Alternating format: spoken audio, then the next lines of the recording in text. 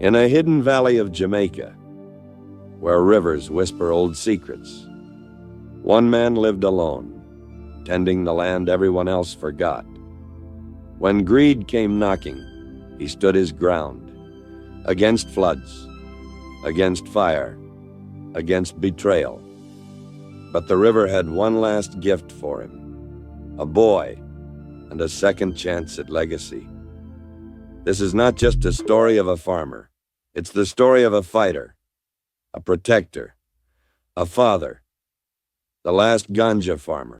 The river that raised him. The sun dipped low behind the misty hills of Cedar Valley, washing the landscape in molten orange. Little Ezekiel Muir, barefoot and bony-legged, stood knee-deep in the cool current, his hands cupped over a small rock where he knew the Janga loved to hide. Easy, boy. Feel the stone first.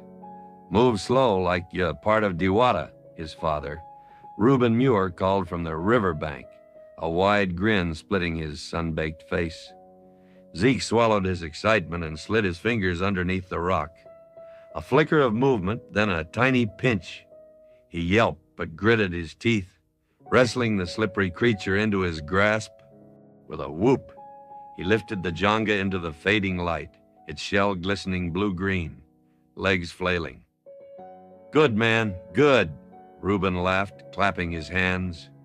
That one you catch for your matapot tonight. Zeke beamed with pride.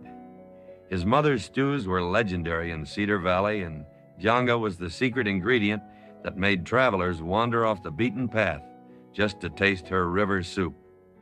He didn't know then that it would be one of the last times he fished with his father. Didn't know the river would become his only true companion one day. But for now, he was just a boy in the water, dreaming simple dreams, with a future as wide as the valley itself. The last farmer standing, 63 years old, and Zeke Muir's knees still popped like gunshots every morning when he swung them off his hand-carved cedar bed. Another day, Brutus, he muttered, rubbing the stiffness from his legs.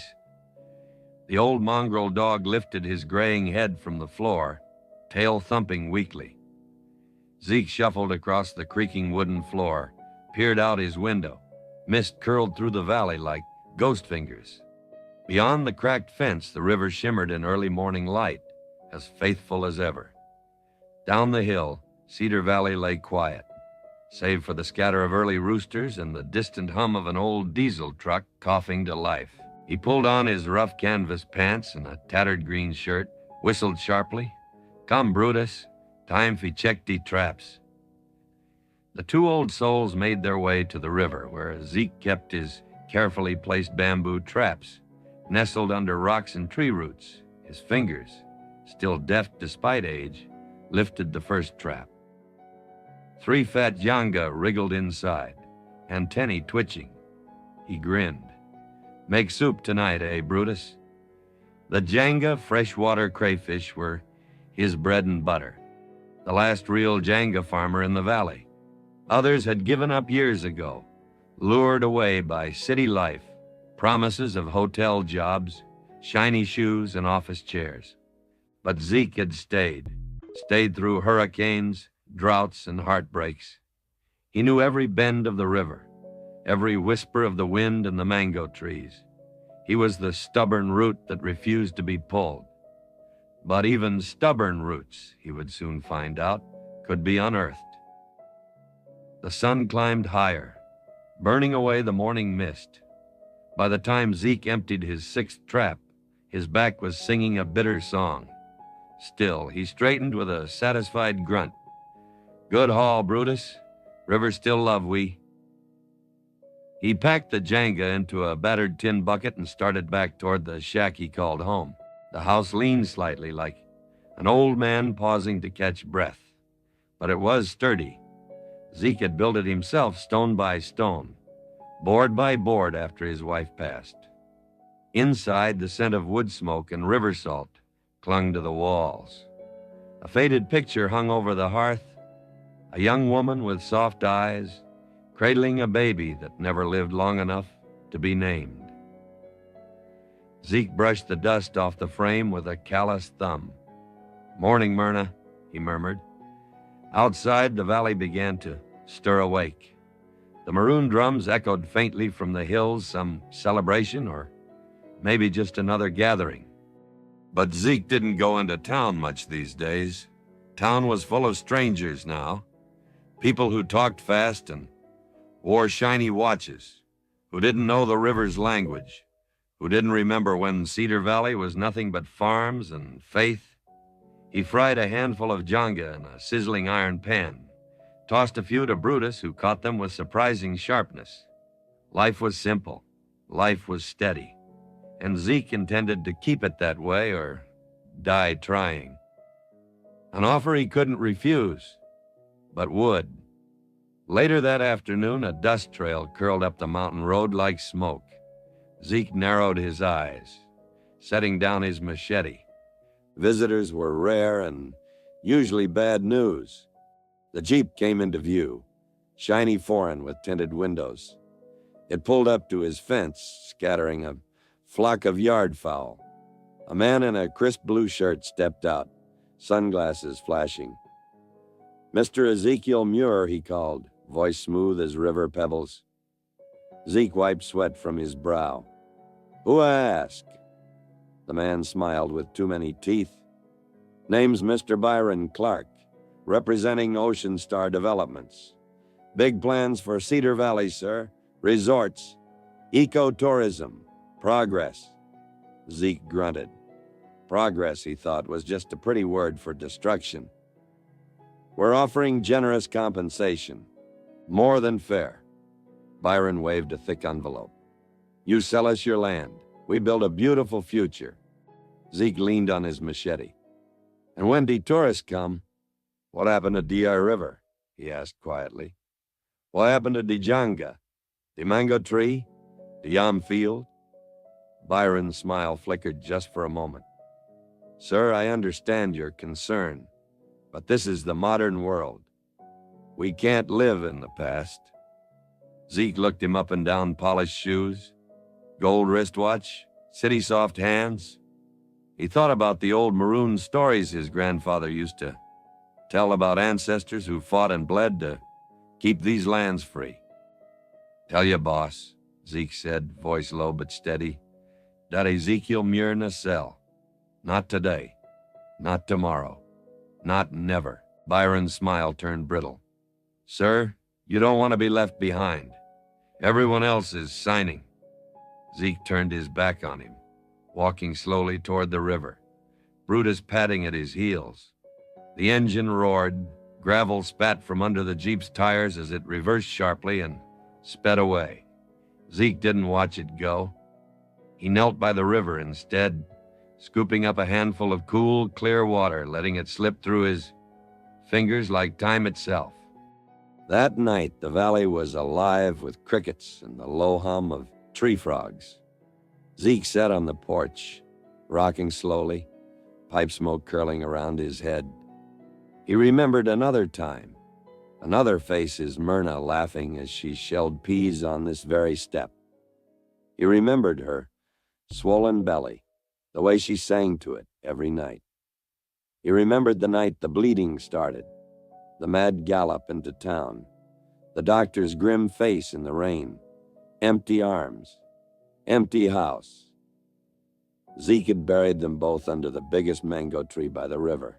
No headstone, just the earth, the roots, the river's song. Since then, he lived alone. But alone didn't mean lonely. Not when you had the land. Not when you had memories too strong to fade. Brutus whined at his feet. Zeke patted the old dog's head. "We have fight them off, Brutus. Them can't take this from we." Above him, the stars blazed cold and bright, watching over the Last Janga Farmer of Cedar Valley. 3 weeks after the men from Ocean Star came knocking, the rains came. Not the sweet singing showers Zeke loved, but a roaring, angry beast of a storm. It started with a dark cloud curling over the blue mountains like a warning. The air grew thick, heavy as wet cloth. Brutus paced nervously under the porch, ears flat. Zeke sniffed the wind. He could feel it in his bones. Something bad was brewing. By nightfall, the rain came in sheets, beating down on the tin roof like 1,000 hammers. The river, usually gentle and wise, grew loud and wild, churning brown and furious. Zeke pulled on his old raincoat, grabbing a lantern. "Come, Brutus," he shouted over the roar. Together they stumbled down to the riverbank. His traps were already underwater. The fields near the bank, cassava, yam, cocoa, were half drowned. He tried to secure the traps, but the current was too strong. A branch torn loose from upriver smashed past him, missing his legs by inches. Brutus barked wildly. Zeke staggered back toward the house, soaked to the skin. In the distance, he could hear other dogs howling, the desperate cries of goats and cattle being washed away. Cedar Valley was drowning. That night, he didn't sleep. He sat by the window, lantern flickering, watching the river rise like a hungry spirit coming for all it could claim. In the early hours before dawn, the earth itself seemed to groan a landslide, somewhere up in the hills. Zeke whispered a prayer he hadn't said in years. When the sun finally clawed its way over the hills, it revealed devastation. The lower valley was a wasteland of mud and broken trees. Several houses had been ripped from their foundations and scattered like toys. Zeke's fields were gone, stripped clean by the floodwaters, his fish traps smashed, his mango trees sagging under the weight of soaked mud. He walked in stunned silence, Brutus trailing close. At the river's bend, where the current slowed into a wide, muddy pool, he saw something caught among the reeds. Inside, he lit the fire and wrapped the boy in an old blanket. Brutus sniffed him curiously. The boy didn't speak for a long time. He just sat close to the fire, hands outstretched, eyes hollow. Zeke made a thin porridge and spooned it into the boy's mouth bit by bit. Finally, as the rain eased to a drizzle, the boy rasped a single word, "Micah." Zeke nodded. "Well, Micah, seemed like the river deliver you to me. Guess we two men alone now." Brutus barked once as if in agreement. And just like that, the old man who had spent a lifetime alone wasn't alone anymore. Micah healed slowly. At first, he followed Zeke silently, like a shadow. Watched him rebuild the broken traps. Watched him replant the few surviving crops. Watched him patch the battered fence. One morning, Zeke handed him a small, worn knife. "Today you learned facet trap," he said. Micah blinked, then for the first time smiled. A small, crooked smile, but real. They walked to the river together. Zeke showed him how to find the deep pockets where Yanga liked to hide, how to tie the trap doors with split bamboo, how to move through the water without scaring the prey. Micah proved a quick learner. Within weeks, he could wade the river like a born fisherman, brown legs flashing under the water, hands sure and steady. At nights, they sat by the fire, and Zeke told him stories of the Maroons who fought for freedom in the mountains, of the river gods who watched over Cedar Valley, of the old ways before cement and steel took over the world. Micah listened wide-eyed, soaking it in. In the boy's eager face, Zeke saw a reflection of himself and a spark of something that he thought long dead. Hope. But peace was short-lived. One bright morning, Zeke went down to the river and found the water wrong. It smelled sharp, chemical. Dead fish floated belly up near the banks.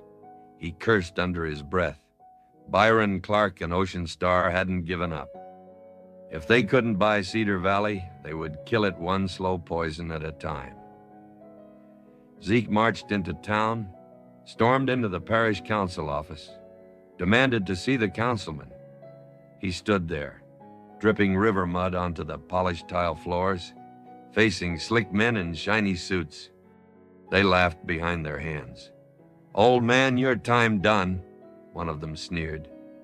Zeke slammed his hand on the desk so hard the room fell silent. "Me no move.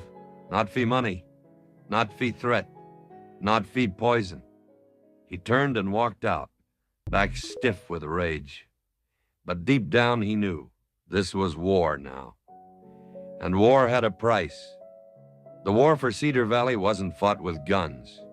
It was fought with lies, bribes, and betrayal. And betrayal, Zeke learned, often came wearing the face you trusted most. It started with a strange tension in Micah. The boy grew restless, twitchy. He spent longer trips into town alone, coming back with small gifts, new boots, a better knife. Zeke asked once where he got them. Micah just shrugged, looking away. "Friend, help me," he mumbled. Zeke's gut twisted. He knew the valley, knew its sickness, and nothing came free anymore. One evening, as the river sang under a full moon, Zeke sat sharpening his machete when Micah finally spoke. "Mr. Byron, him say him can help. Say we don't have to struggle." Zeke's hand froze over the blade. "And what him ask you if he do?" he said, voice like stone. Micah swallowed hard. "Just talk to the other farmers. Convince them to sell. Easy money. New life." Zeke stared at him, heartbreaking. He saw it all, the promise of shiny sneakers, full pockets, big dreams dangled in front of a boy who had once been left for dead. "I thought you different, Micah," he said quietly.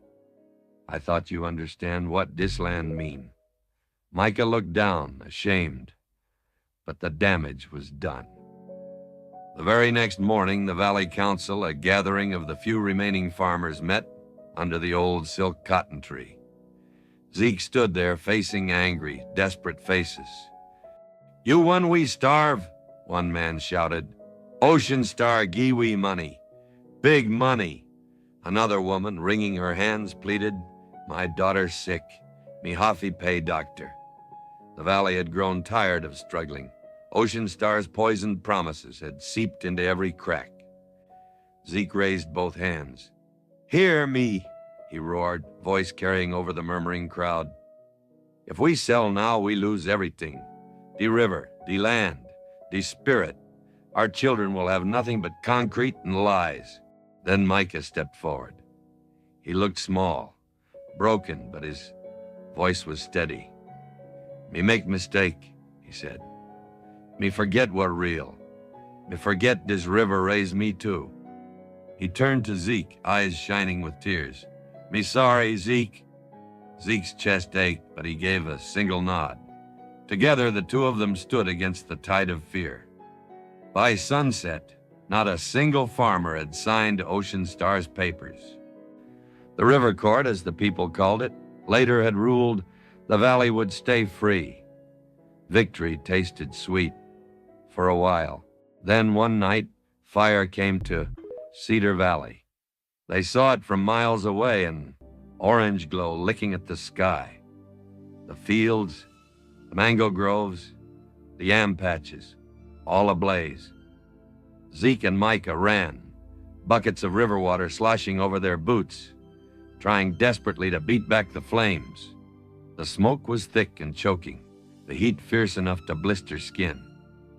By dawn, half the valley was ash. The message was clear. Ocean Star wasn't finished. If they couldn't buy Cedar Valley, they would burn it down. Zeke sank to his knees by the riverbank, watching the smoke drift into the sky like the last breath of a dying giant. "Me try, Myrna," he whispered. "Me fight. But maybe my too old now." Micah knelt beside him, placing a hand on his shoulder. "We not done yet, Zeke," the boy said fiercely. "River's still to ya." And in that moment, Zeke knew. As long as the river ran, Cedar Valley still lived. And they would fight. Weeks turned into months. Zeke and Micah rebuilt, slow and stubborn. New traps, new fields. Other farmers, inspired by the two stubborn souls, trickled back. They replanted, repaired, reclaimed. Ocean Star grew frustrated. Bulldozers appeared at the valley's edge, roaring like beasts, but they found no clear path. At night, Zeke and Micah and the others dug trenches, planted thorny bushes, felled trees across the access roads. It was an old kind of war brains over brute force, and slowly, surely, they wore the enemy down. One morning, a letter arrived, official, stamped. Ocean Star was pulling out, claiming unfavorable conditions and community hostility. Cedar Valley was saved, not by money, not by politicians, but by the stubborn, river-born heart of its people. And at the center of it all stood Ezekiel Muir, the last Janga farmer, with a boy he had pulled from the floodwaters, standing like a son beside him. Years passed. Micah grew tall and strong. Together, he and Zeke built a new house by the river strong enough to withstand any flood, any storm. They planted new fields, tended new groves, and under the watchful eye of the mountains, Cedar Valley flourished once more. Tourists came not in bulldozers, but on foot to see the untouched beauty of the river, to taste yanga stew, cooked by the hands of those who loved the land. Zeke grew older. His hands stiffened. His back bent lower. But every evening he sat by the river, Brutus pups at his feet, watching Micah teach new children how to fish, how to trap, how to listen to the songs of the hills. One evening, as the sun bled gold across the water, Micah sat beside him. "Thank you, Zeke," he said simply. Zeke smiled, a slow, peaceful smile. "You no hafi thank me," he said, voice a low rumble. "This land, this life, it belonged to you now." And as the river whispered its endless ancient song, Ezekiel Muir, Last Janga Farmer, warrior of the valley, closed his eyes and rested at last, his spirit, like the river, flowing forever through the heart of Cedar Valley.